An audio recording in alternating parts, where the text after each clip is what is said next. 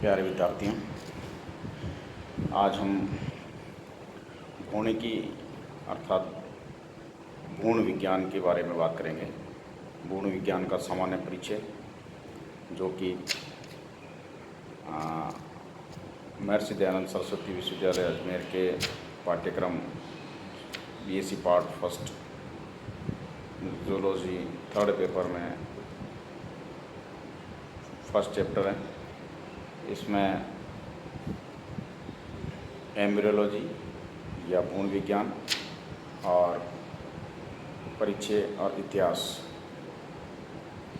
तो आज हम इसका परिचय के अंतर्गत इसकी जो महत्वपूर्ण टर्मिनोलॉजी है या महत्वपूर्ण इसके जो शब्द हैं उनके बारे में हम बात करेंगे, जैसे युग्मक, निषेचन, प्रारंभिक भ्रूण, पश्च भ्रूण, prenatal development, postnatal development, और इस विषय के बारे में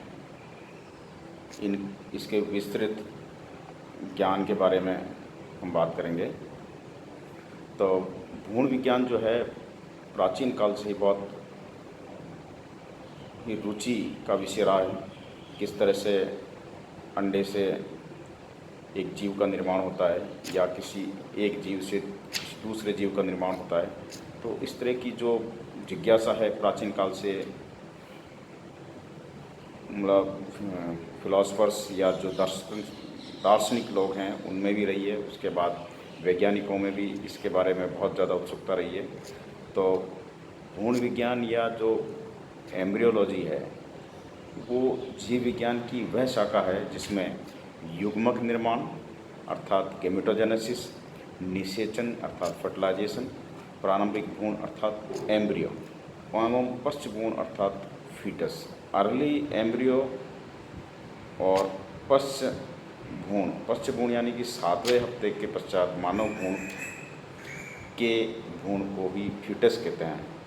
ये इन सब का अध्ययन यानी कि जन्म पूर्व अध्ययन प्री नेटल डेवलपमेंट उसको कहते हैं जो हैचिंग या हैचिंग शब्द अंडे से जंतु के बाहर निकलने के लिए यूज़ किया जाता है। और बर्थ एक शिशु के रूप में एक अन्य जीव को पैदा करने की जो क्षमता होती है, जीव के द्वारा जीव पैदा किया जाता है, उसको हम बर्थ शब्द के रूप में यूज़ करते हैं।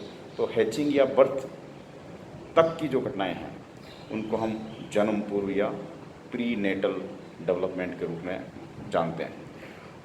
लेकिन जन्म के पश्चात या हैचिंग यानी कि जो प्रस्फुटन, अंड प्रस्फुटन के बाद में जो प्रक्रियाएं आगे बढ़ती है, इन प्रक्रियाओं को पोस्ट नेटल डेवलपमेंट कहा जाता है। तो प्री नेटल डेवलपमेंट में युग्मकों का निर्माण आ गया, यानी कि युग्मक बनना।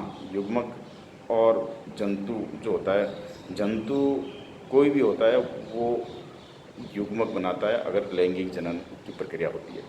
तो लैंगिक जनन उसको कहते हैं जिसमें एक द्विगुणित जंतु ए गुणित युग्मक पैदा करता है और ए गुणित युग्मक नर और मादा मिलकर के वापस द्विगुणित अवस्था में उसको ला देते हैं।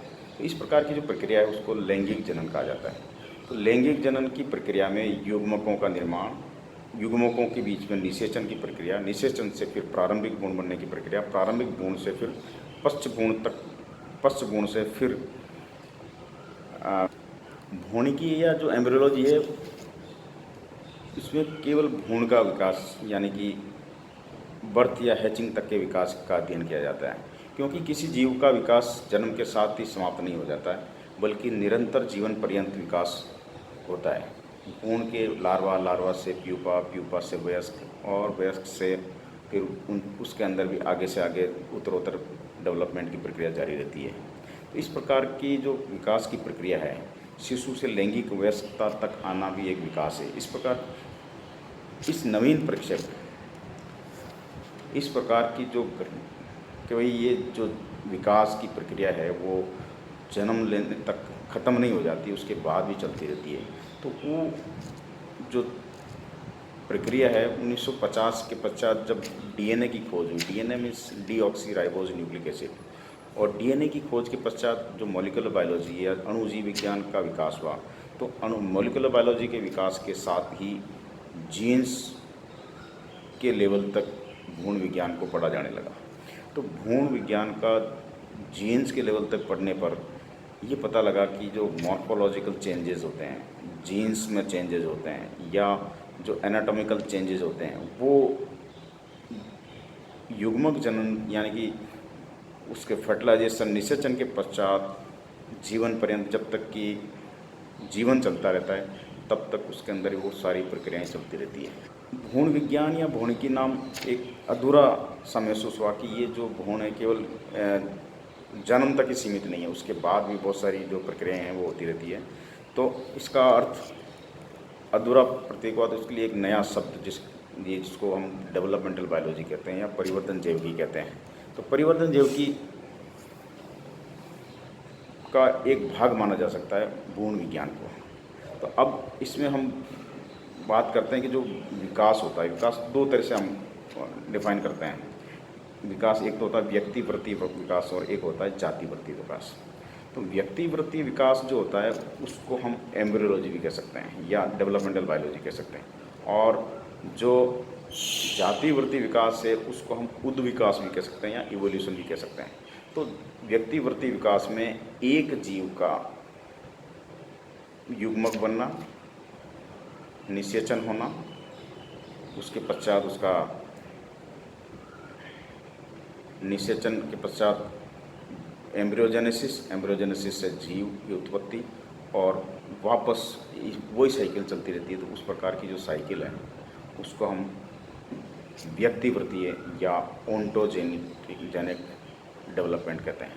ओंटोजेनिक डेवलपमेंट अगर बहुत सारे लोगों के बीच में हम उसको अध्ययन करते हैं, तो एक ही जाति के विभिन्न सदस्यों के बीच में इसका अध्ययन किया जाता है, तो उसको जातिवृत्तीय अध्ययन कहा जाता है।